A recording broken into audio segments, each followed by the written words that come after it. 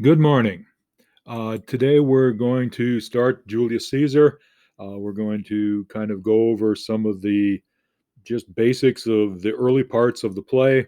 I want to talk about how certain things are being set up, talk about the play as a tragedy, even though it's dealing with historical figures, and just kind of begin the process of examining some of the things that Shakespeare does quite regularly in his plays, um, but things that he does quite well. I talked about contemporary connections. I talked about the comic book Kill Bill in class. I don't know if I talked about it in the video before. It does strike me that in the year of our Lord 2021, we are a little more cavalier than the audience in Shakespeare's time would have been about Julius Caesar. They would have had a more reverence for the man who, you know, was the foundation of the Roman Empire. And we make pencil holders out of the bust of Caesar. And we're, like I said, a little more cavalier. I was gifted one of these a couple of years ago, and I like it a lot. Um, Not sure that my wife is quite as fond of it as I am, but I do like it a lot. I talked about these in the previous presentation in a class, but just running through them very quickly. Caesar covers all of these: the nature of power, the abuse of power. Its female characters are both exemplary and problematic. There is a touch of appearance versus reality. There is some gender questions raised, especially by uh, Portia, Brutus's wife, and there are the questions of fate versus free will. I'm not going to hit all of them today, but I do think it's important to keep them in mind as we go through all of the plays, as we go through all of the lectures, as we go through all of the discussions. Act one, scene one, in most of Shakespeare's plays, is designed to get the audience's attention. For example, in Hamlet, there's the people guarding the castle at night. There's the idea of the state of war. We've got the ghost. All right, in Romeo and Juliet, we've got the guys biting their thumbs at each other, and we have this huge brawl starting right at the beginning. Here we kind of get the same thing. We're getting the audience's attention. There's lots of commotion, there's lots of celebration, there's bad puns. Shakespeare loved puns, his audience loved puns, all of the things that the cobbler does about being a mender of souls and making fun of the aristocrats would have been loved by the groundlings, by the folks right in front of the stage. And even the recognition that in Shakespeare's time we were beginning to develop a working class. We weren't just rulers and peasants. There was the beginnings of this working class, and the cobbler is going to get himself into more work. Remember that, England was kind of rising. They'd uh, defeated Spain in the Spanish Armada. They were starting to grow into their own, and I think Shakespeare's plays show that off in various ways, whether they're set in Italy, whether they're set in ancient Rome. He's showing off a little bit about this is my culture. Also, I think it's important to always read carefully and think about what's going to happen as we go here and how will these lines play. So, for example, in Act 1, Scene 1, lines 35 through 37, we have one of the aristocrats screaming, "You blocks, you stones, you worse than senseless things. Oh, you hard hearts, you cruel men of Rome, knew you not Pompey?" During his famous speech, Mark Antony in Act 3, Scene 2, gives totally a different view of things to the people that he's talking to the same commoners. You are not wood. In other words, you're not blocks. You're not stones, you're men. which means you are not senseless things, you are not animals. And being men, hearing the will of Caesar, it will inflame you, it will make you mad. In other words, it will probably drive you insane, it will drive you to anger.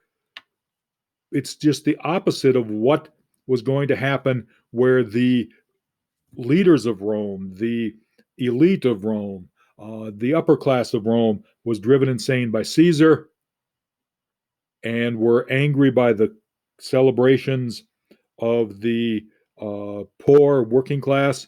Now the tables are going to be turned, and the language is identical. It's just used for a different purpose.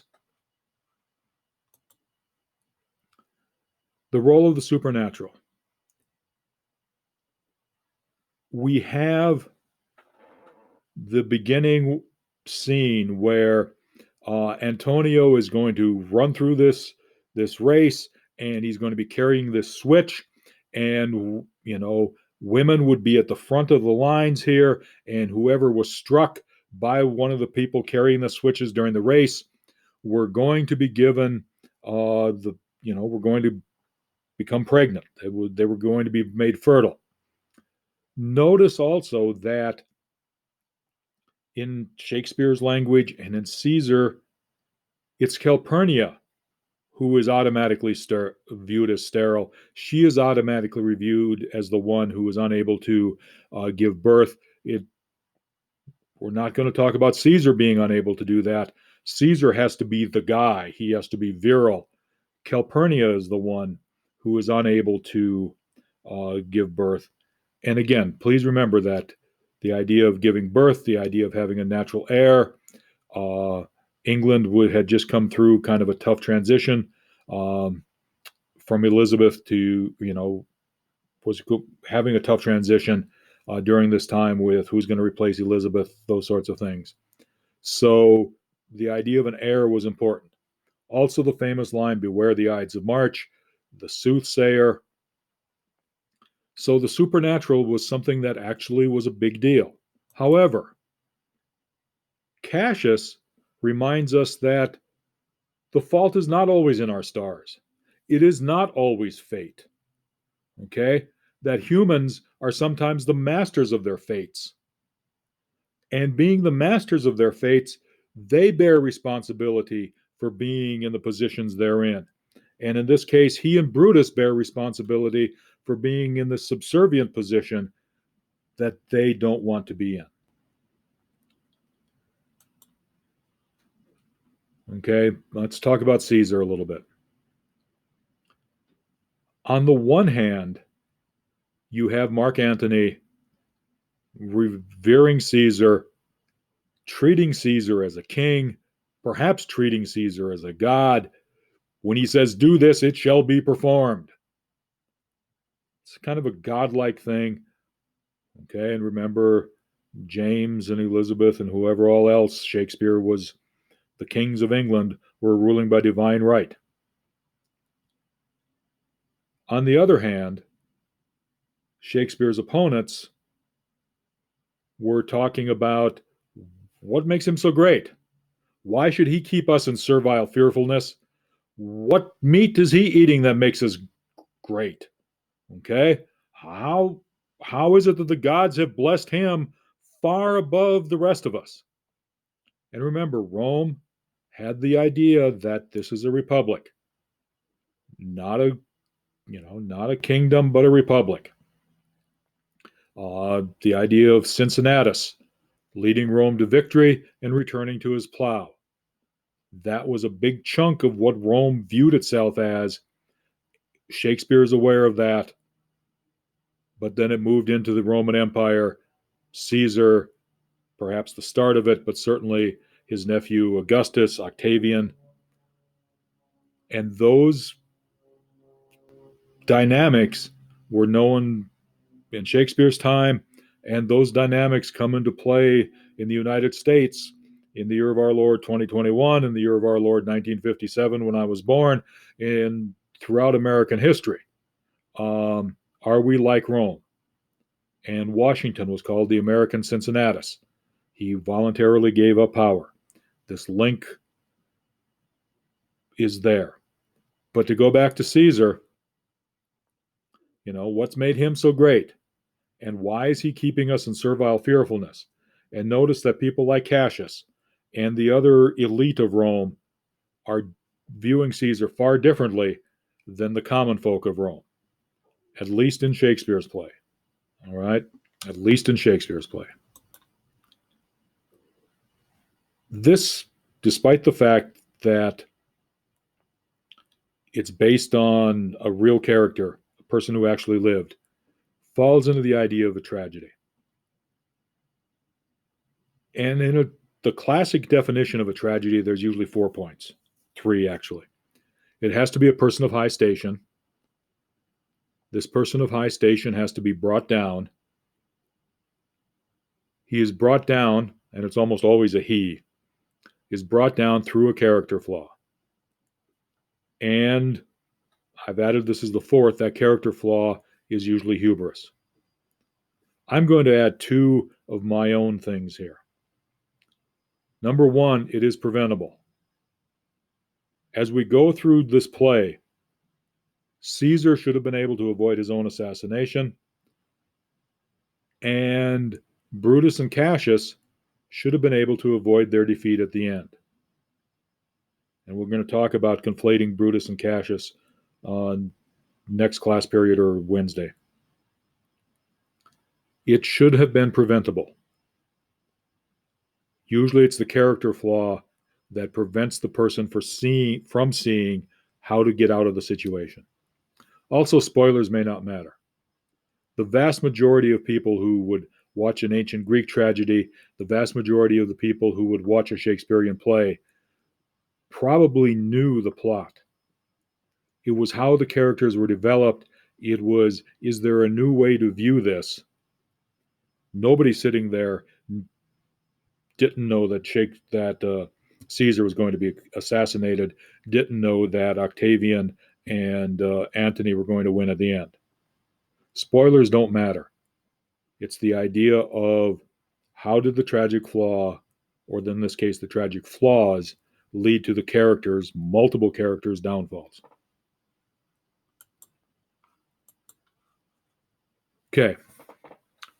Act 1 features 4 main characters: Antony, Caesar, Brutus, and Cassius.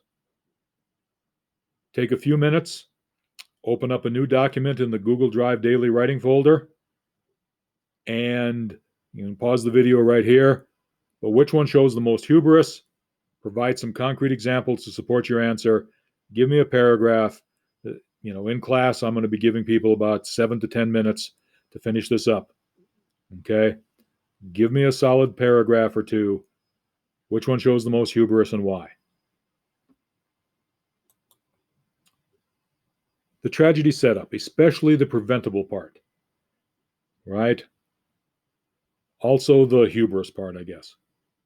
Beware the Ides of March. They believed in prophecy. They believed in soothsayers. Later on, we're going to talk about the dream and the interpretation of the dream and setting going to the priests to have them double check and triple check. They believed in all of this. So when he hears beware the Ides of March, Caesar should have listened. But Caesar says he's a dreamer. Let us leave him. It was preventable right there had he chosen to listen.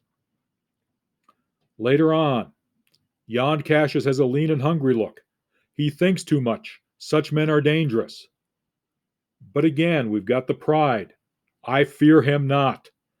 For always I am Caesar. I'm so good, I don't need to fear him. Okay? I'm telling you, Antony, what should be feared, but I'm not scared. Okay? There's a lot of pride here that Caesar is showing. And once again, had he trusted himself that Cassius was dangerous, had he trusted himself and paid more attention to Cassius, perhaps he wouldn't have been assassinated. Had he listened, in the play anyway, to the soothsayer and the Ides of March, perhaps he wouldn't have been assassinated. Now again, remember, Shakespeare couldn't change history here. Caesar got assassinated. But it is showing us it was through the character flaw, it was through pride, it was preventable had he not been proud. Terroir. It's a term I've adopted, and let's run through it. The dictionary definitions talks about the complete natural environment in which a particular wine is produced, including factors such as soil, topography, and climate.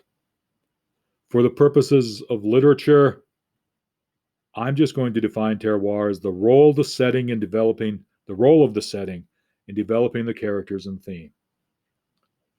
How are these characters a product of the time and place that they originated in? And how are these characters a part of the time and place that the author has created for them?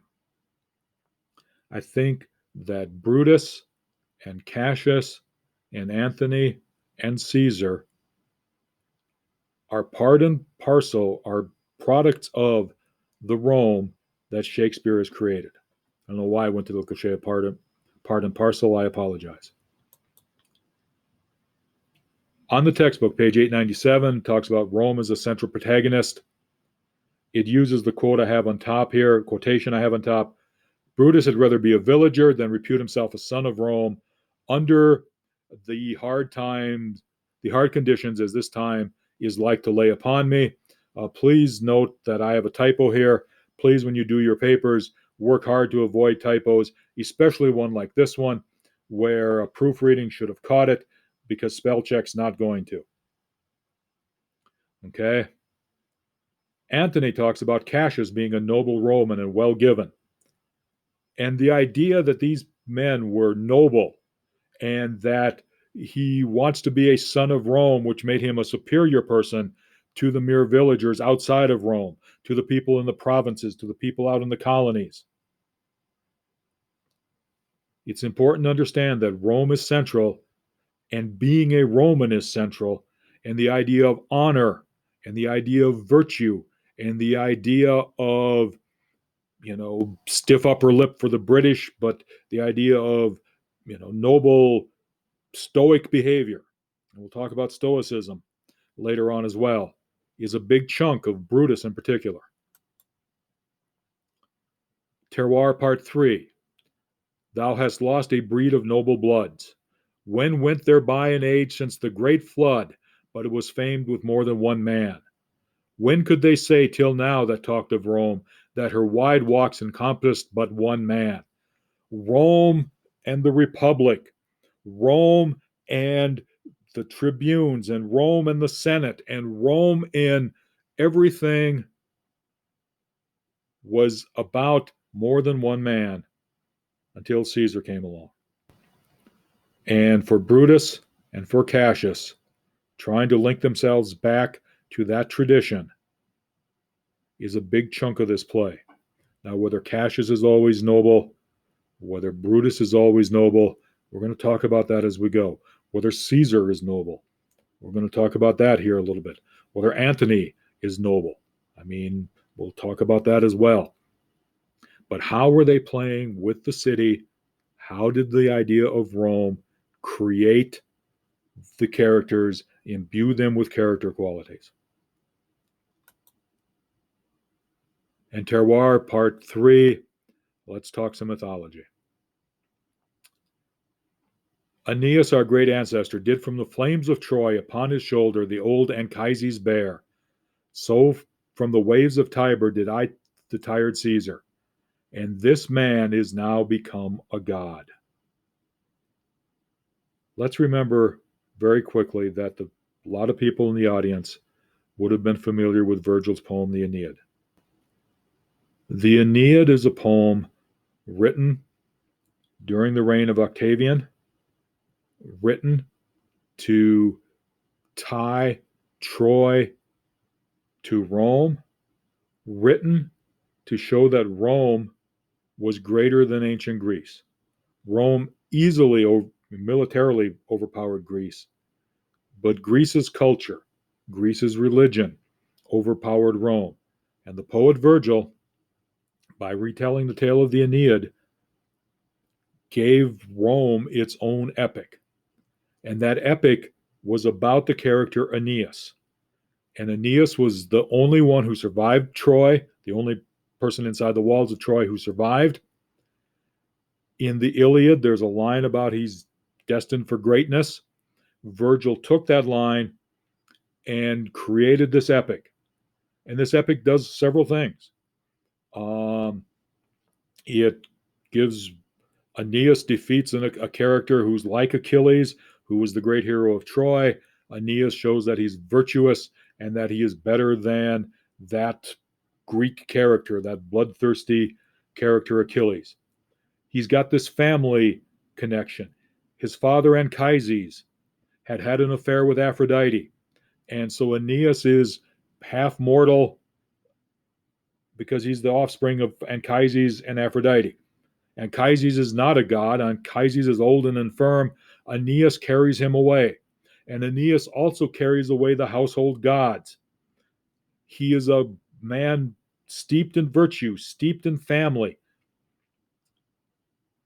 And so now Cassius is saying, I've got this link to Aeneas. I've got this link to the founder of Rome. I carried somebody linked to a god on my shoulders just like he did. And that person I carried was Caesar, who shouldn't be a god because he wimped out swimming. This is part of the terroir. This is part of the we are linked to Rome. And I think it's important to understand that that linkage to Rome is key for all of these characters. Okay? Also the Aeneid, has Aeneas going to Carthage, having an affair with Dido, and then being urged by the gods to go finish his mission, to go do his duty, and found Rome.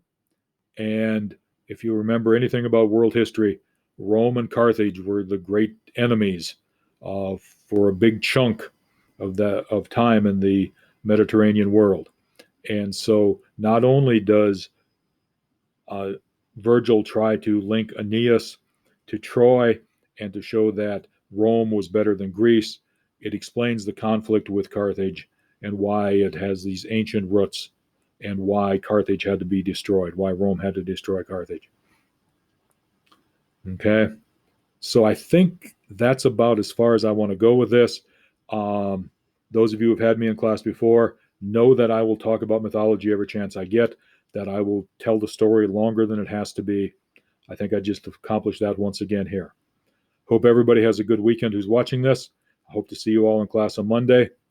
And I think that should wrap this up.